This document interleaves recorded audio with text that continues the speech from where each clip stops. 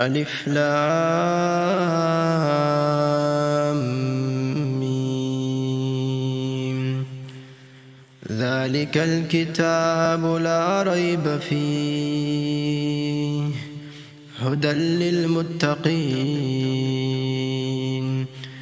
الذين يؤمنون بالغيب ويقيمون الصلاة ومما رزقناهم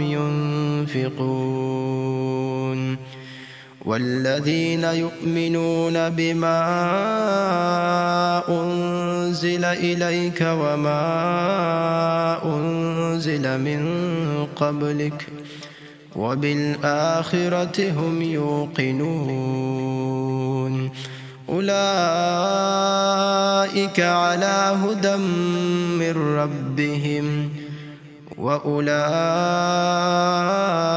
هم المفلحون إن الذين كفروا سواء عليهم أأنذرتهم أم لم تنذرهم لا يؤمنون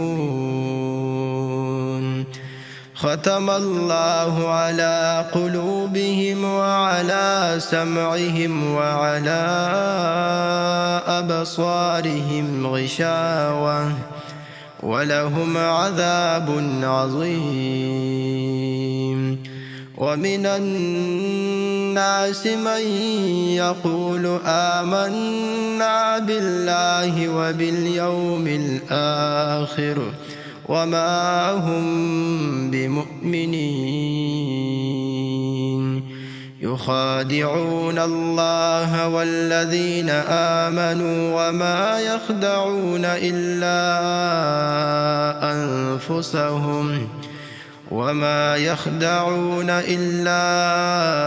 أنفسهم وما يشعرون